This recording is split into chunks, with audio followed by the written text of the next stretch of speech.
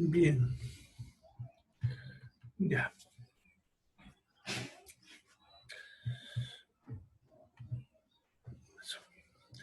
Buenos días a todos, chicos. ¿Cómo están? Empezaremos entonces la clase de hoy.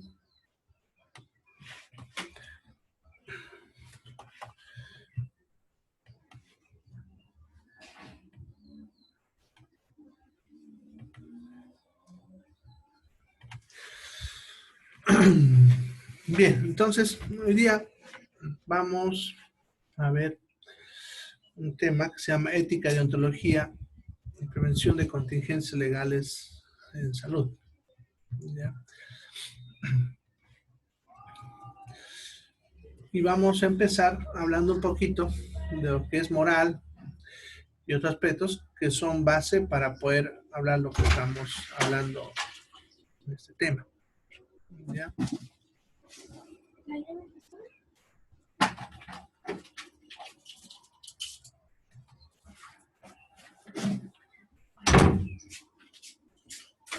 Bien.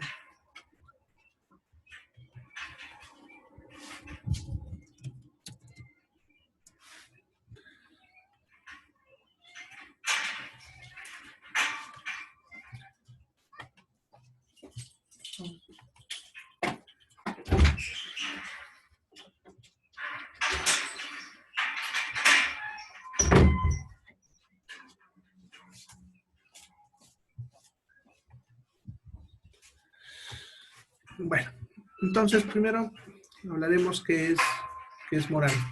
¿Ya? La moral es el conjunto de normas no escritas que sirven para que una sociedad juzgue si un individuo está haciendo bien o mal. ¿Ya?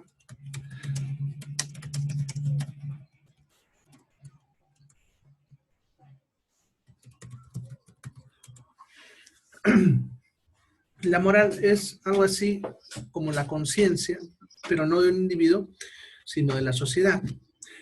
Y la moral está formada por las conciencias de todos los individuos que forman esa sociedad. Por lo tanto, podemos decir que la moral es algo social y la conciencia es individual.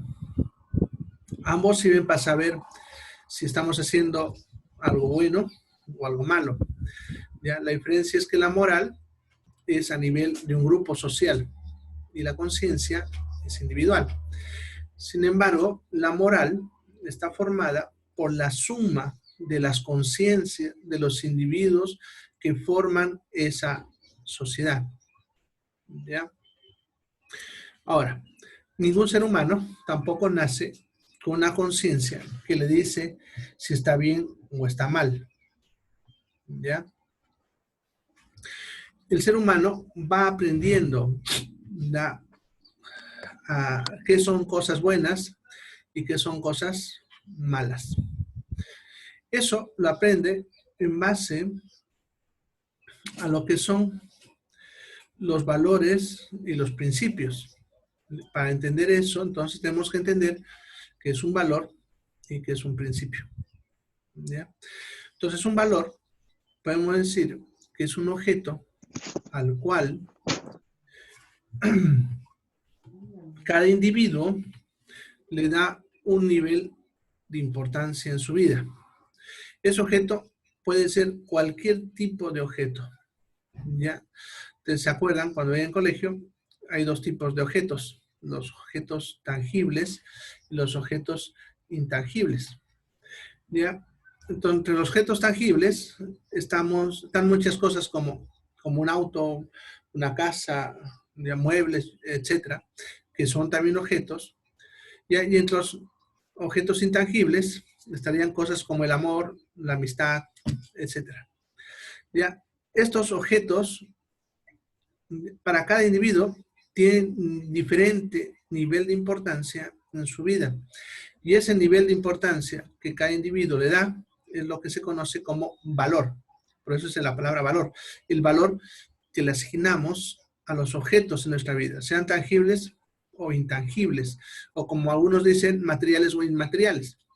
¿Ya? Se refiere simplemente a la importancia que como individuo yo le doy a algo. Por ejemplo, si yo tuviese un lápiz, ustedes saben que un lápiz nuevo vale 1 peso o 2 pesos, pero si ese lápiz, pongámosle que ya está por acabarse, chiquitito, sin su borrador, está rota la punta y para colmo todo mascado, ¿cuánto de valor le ponemos? ¿Por cuánto me lo comprarían ese lápiz? De repente todos van a decir que es basura. Pero, ¿qué tal si ese lápiz es el lápiz que le regala un niño a su madre antes de que el niño fallezca? Entonces ese lápiz para esa madre tiene mucho valor. Y probablemente, pongámosle que alguien lo encontró por ahí, pueda venderlo a esta madre por mucho más valor de lo que cuesta un lápiz nuevo. Ya, eso es lo que nosotros llamamos valores. Ya, la importancia que yo le doy a algo. Y fíjense que es individual. No todos valoramos las cosas con la misma importancia.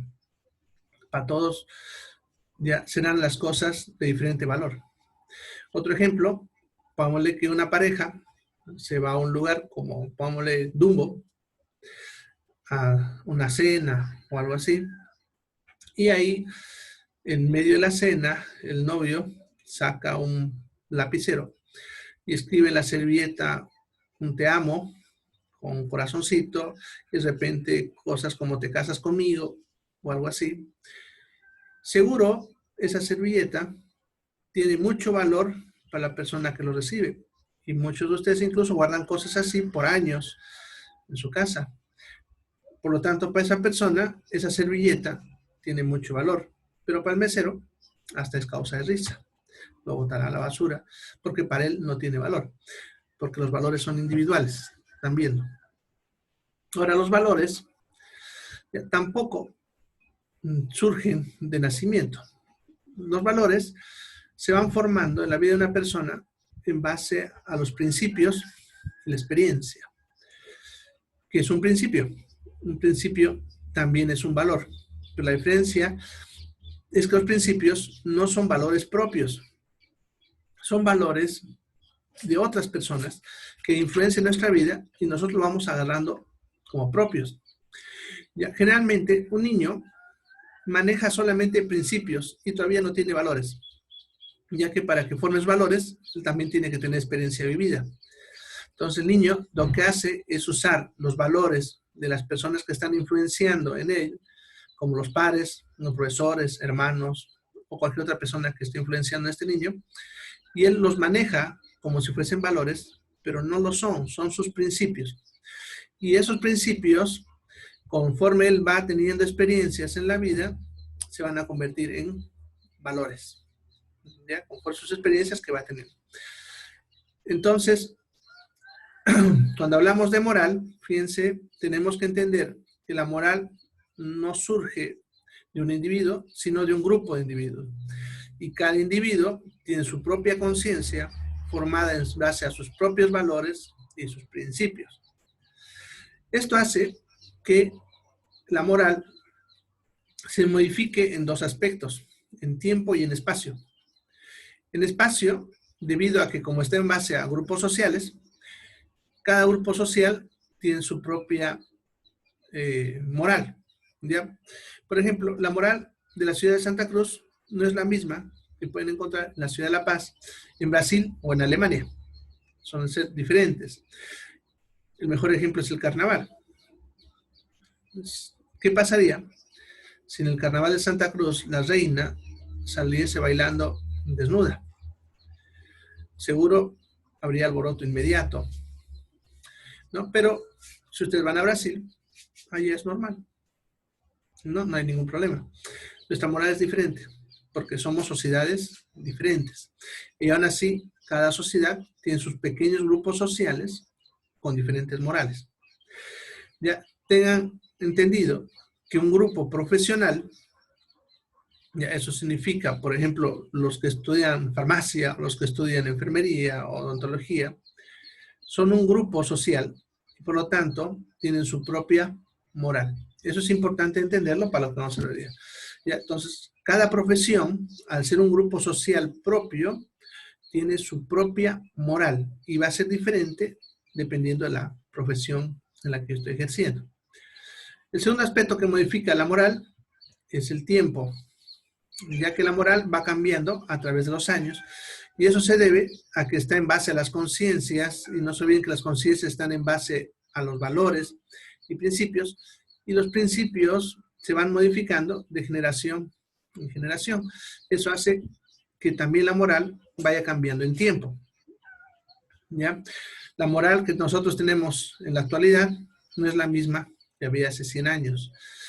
Y la mejor forma de que ustedes se den cuenta de eso es la forma de vestir. En el caso de las mujeres, por ejemplo, si se dan cuenta, hace 100 años haya sido muy mal visto que una mujer ande con minifaldas, mostrando los hombros siquiera, los tobillos. Sin embargo, ahora lo consideramos algo normal y no malo. Eso es porque la moral ha cambiado en ese tiempo.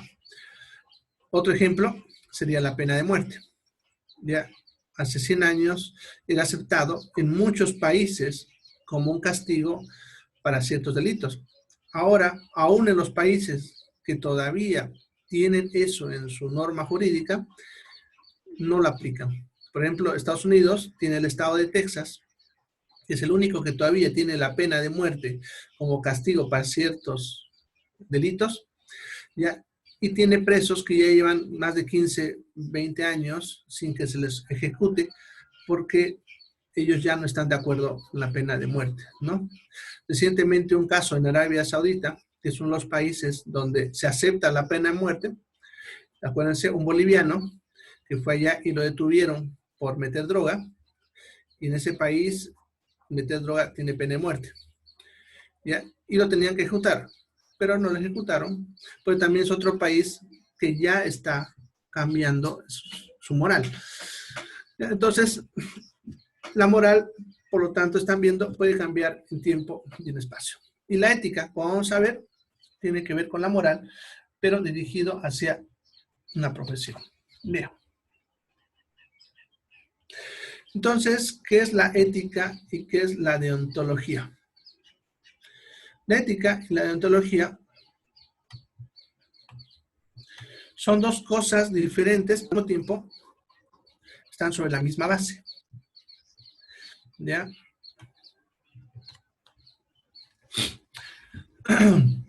Entonces, empezaremos por la ética, que está en la parte inferior, y de ahí subimos a la deontología. Entonces, la ética es una palabra que viene, como ven, de la palabra ethos, ¿ya? Que a su vez, ethos significa hábito, ¿ya? Ethos significa hábito, costumbre, conducta, y tal vez más fácil de entender, comportamiento, la forma de comportarse, ¿ya? Ética es el estudio de la moral, el estudio de la forma de comportarse, de forma de ser. Desde el punto de vista profesional, estudiamos bastante la ética, porque como les decía, cada profesión está formado por individuos y tienen su propia moral, y es necesario, por lo tanto, estudiar la moral de cada grupo profesional. Entonces, si ustedes investigaron la tarea que les había pedido, las normas éticas simplemente te dicen cómo te vas a comportar dentro de tu profesión, ¿ya? Entonces, la ética es eso, es la que nos enseña cómo comportarnos de forma correcta dentro de mi profesión. Nos va a aconsejar que usemos la ciencia y la conciencia. Si yo no cumplo una norma ética, lo que van a hacer es presionarnos en base a la ciencia y la conciencia. ¿Quiénes? Su propia sociedad. En otras palabras, sus propios colegas. Sus propios colegas van a presionarlos a ustedes para que cumplan con una norma a través de la ciencia y de su conciencia. O sea, van a venir a decirles que lo hagas de alguna manera, hasta que uno termina cediendo, termina haciéndolo. ¿Ya? En cambio, la deontología es la ciencia que estudia, como ven, el deber. ¿Ya? La palabra dentos viene de deber, logos de estudio. Entonces, es la ciencia que estudia los deberes, las obligaciones que tenemos nosotros como profesionales. Cuando ustedes ejercen su carrera, tienen ciertas obligaciones que sí o sí tienen que cumplir. ¿Ya? Cuando no se cumple una obligación, va a haber una sanción. Y eso es lo que hay que entenderlo, la diferencia entre lo que es deontología y ética. Ya que cuando uno no cumple una norma ética, no hay castigo, pero hay presión social. Significa tu grupo, tus colegas te van a presionar de alguna manera para que cumplas, no te castigan. Pero si vos no cumples una norma deontológica, tienes un castigo. ¿Ya? Entonces, como profesionales, tenemos que tener los dos tipos de normativa. ¿Ya? Lo que son los códigos de ética, los códigos de deontología, que la mayoría de las veces suelen venir asociados en uno solo, ya como códigos de ética y deontología de tal profesión. Ya ahí hay que diferenciar qué cosas son obligaciones y qué cosas son costumbre. Ya, por ejemplo, en la profesión de salud, en todas las profesiones de salud, una de las obligaciones primarias que tenemos es la de mantener la vida de las personas. O sea, nosotros tenemos la obligación de hacer vivir a las personas que están padeciendo de algo lo más que nosotros podamos. Esa es una obligación. No podemos dejar morir a las personas simplemente porque sí. ¿Ya? En cambio, un comportamiento deontológico, o perdón, un comportamiento ético sería el caso de que nosotros no debemos de cobrar a nuestros colegas. ¿Ya? Ese es un comportamiento que tenemos en nuestra profesión. Por ejemplo, si alguien de mis colegas viene y me pide mi atención, seguro yo no le cobraré nada. Lo voy a atender de forma gratuita a él, a su familia inmediata, que sea su esposa, hijos y padres. ¿No? Eso forma parte de nuestra costumbre.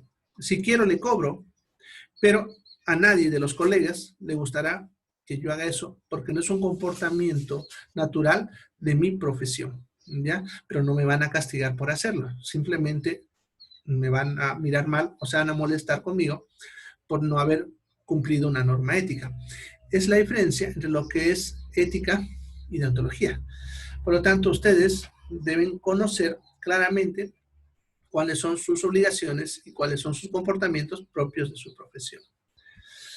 Bien, ahora, como la deontología tiene que ver con castigos, una vez que uno no cumple un castigo, eso no se discute.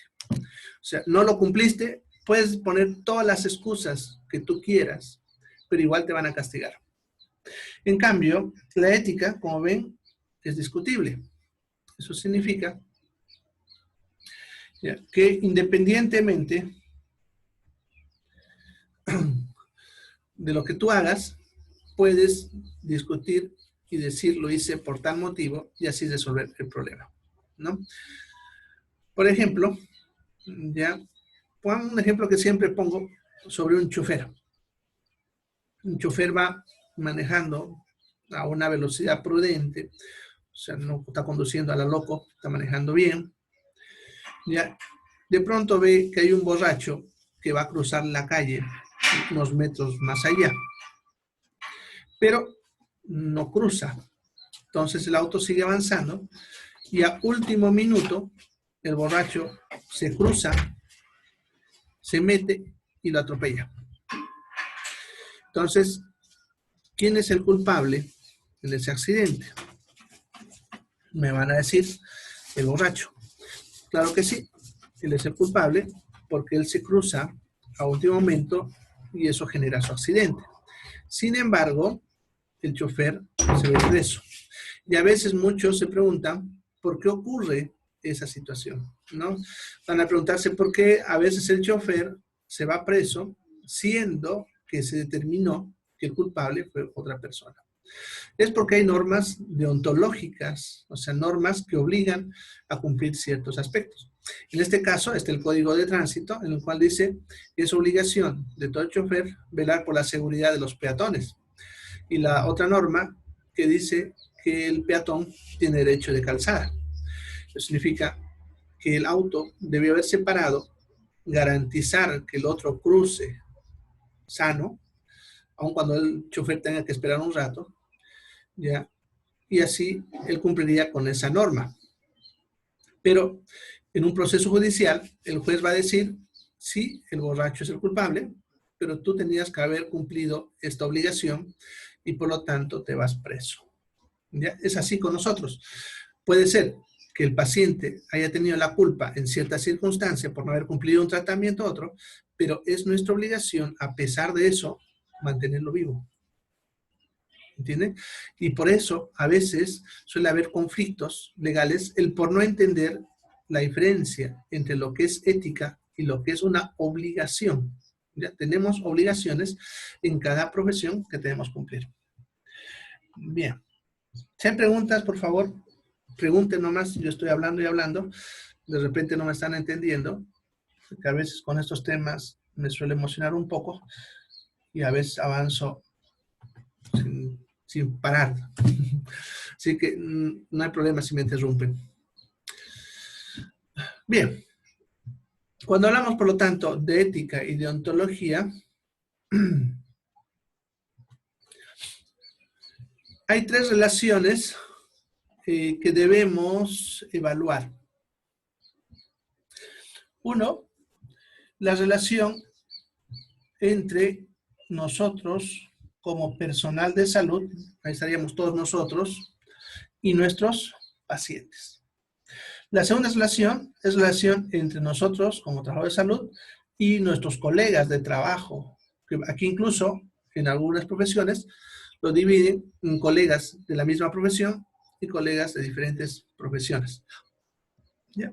Y la tercera relación es la relación entre nosotros como trabajadores de salud y la sociedad. Nosotros tenemos que evaluar esas tres relaciones y cuando hay un conflicto moral de cualquier tipo, hay que entender que la prioridad número uno siempre es la primera relación. ¿Ya? La relación de nosotros hacia nuestro paciente. Entonces, cuando hay un conflicto moral o ético, tengo que darle prioridad a esa relación para resolverla. Y después me preocupo por las otras dos. Ya una vez que resolví la primera relación, puedo recién preocuparme por la segunda, y una vez que resolví esta, recién me preocupo por la tercera, ¿ya? En ese orden. Y entonces no se olviden que cuando hay un conflicto de cualquier tipo, la prioridad es la primera relación. ¿Ya? A veces, por ejemplo, tenemos situaciones en las cuales tenemos que velar por nuestro paciente, por nuestros colegas y por lo que dice la sociedad. En este caso, generalmente suele ser la propia familia del paciente. Entonces, a veces cuando hay que tomar una decisión, nos vemos en circunstancias en las que tenemos que favorecer al paciente a pesar de lo que la familia diga, ¿no? En circunstancias de ese tipo, ¿ya? Se suele ver a veces en las personas de la tercera edad que ellos a veces todavía quieren seguir peleando por vivir, pero la familia a veces decide que ya no se los reanime. Entonces, en esa circunstancia, nosotros valoramos la primera relación y lo vamos a reanimar hasta que realmente él decida no o ya no podamos hacerlo. Entonces, damos esas prioridades dependiendo de las circunstancias. Entonces, no se olviden, siempre denle más importancia a la primera relación y dependiendo de las circunstancias, vamos resolviendo las otras relaciones. Bien. Luego tenemos lo que es la bioética, que podemos decir que la bioética es lo mismo que estamos hablando ahorita, pero aplicándolo ya a lo que es la ética durante la investigación científica. ¿Ya? Las investigaciones científicas. Las investigaciones científicas suelen generar conflictos éticos porque estamos experimentando con cosas nuevas y al mismo tiempo estamos tratando de favorecer a las demás personas.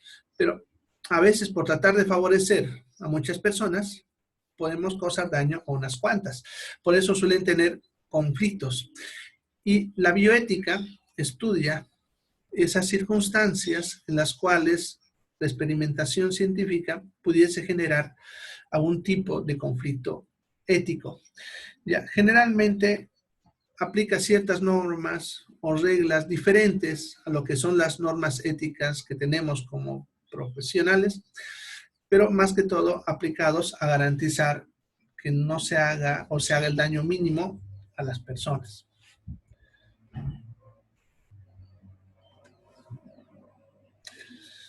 Bien, cuando hablamos de ética en salud, cuando hablamos de ética en salud, hay que siempre hacerse 3 preguntas, como están viendo. ¿Ya?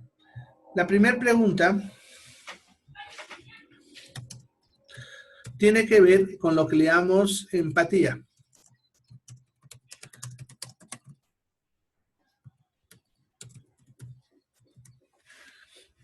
¿Ya? La empatía es simplemente el hecho de ponerse en los zapatos de otra persona. ¿Ya? Cuando hablamos, ¿ya?, de ponerse en los zapatos de otra persona, ¿ya?, es lo que le decimos empatía. Y eso es lo que les está hablando esta pregunta que estamos viendo aquí al principio. Siempre que nosotros tenemos un conflicto de intereses o cualquier situación que pueda generar aspectos morales o inmorales o situaciones de conflicto ético, tenemos siempre que preguntarnos primero qué sentiría yo o si a mí me gustaría que hiciesen eso si yo fuese el enfermo. Por eso decimos ponerse en el zapato del otro. ¿Ya? Bueno, entonces,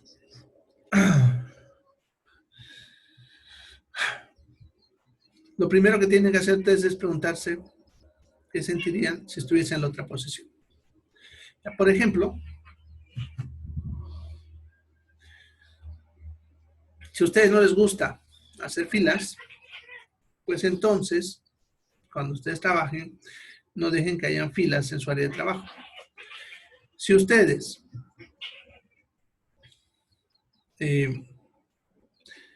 no les gusta que la enfermera les atienda aburrida, con la gente hasta el piso, como decimos comúnmente, pues cuando ustedes trabajen, tampoco permitan que pase eso. O sea, ustedes no atienden tampoco aburridos a todas las personas que acuden donde ustedes.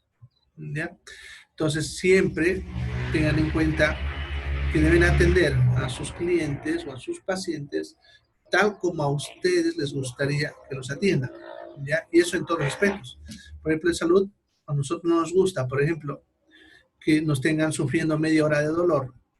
Por lo tanto, cuando ustedes reciban un paciente, no lo dejen sufrir de dolor mucho tiempo, sino actúen rápido para que le calme el dolor. ¿Ya? Entonces, a eso se refiere la primera pregunta. La segunda pregunta tiene que ver con una pregunta más profunda. ¿Para qué vivir? ¿Ya? ¿Para qué vivir? ¿Para qué vivimos? Sabemos que vivir es necesario. La pregunta es, ¿por qué sabemos que es necesario? ¿Por qué tenemos que hacer vivir a las demás personas? ¿Ya? ¿Por qué a veces somos más solidarios con los animalitos, por ejemplo, que con el ser humano? No sé si han escuchado hablar el término eutanasia, que significa quitarle la vida a alguien para calmarle el dolor, que es lo que suelen hacer, por ejemplo, los veterinarios con los animalitos cuando están en sufrimiento. ¿Ya? Entonces, ¿por qué no hacemos eso con los humanos? ¿Ya? Van a ver que nadie lo va a hacer, por lo menos que esté en sus cabales.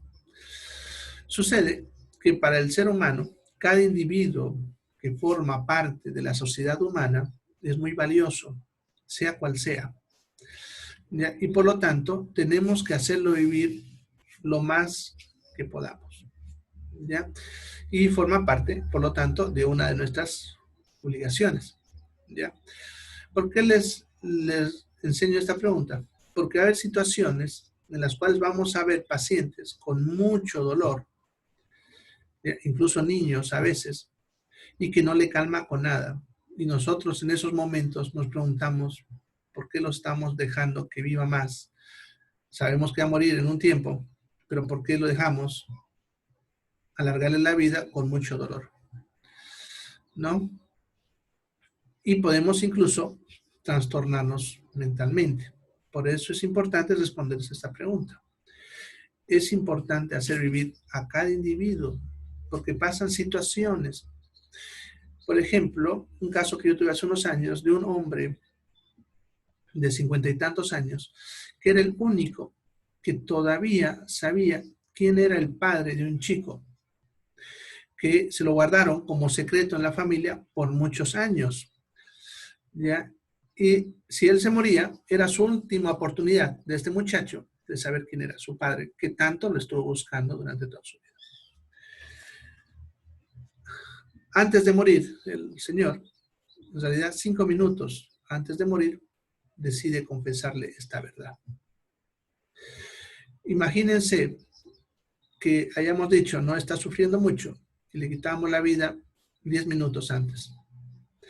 Ese secreto, esa información que era muy valiosa para esta otra persona, nunca la he obtenido. Si ustedes son creyentes de alguna religión, saben muy bien, al menos en las religiones cristianas, que un ser humano puede arrepentirse de todo lo que hizo en la vida, aún en su último minuto, y ser salvo. También, ¿qué pasa si nosotros le quitamos la vida unos minutos antes de que él se arrepienta? ¿No? Entonces, por ese motivo, desde el punto de vista del ser humano, tenemos que hacer vivir a todas las personas lo más que podamos, no importa qué es lo que haya hecho esta persona en su vida. Ya después la justicia se encargará de juzgar si hizo bien o mal, pero nosotros hacemos vivir a todos. No nos importa si son unas personas buenas o malas. Para nosotros todos tienen que vivir y como les digo, luego la justicia se encargará de castigarlos o no, o premiarlos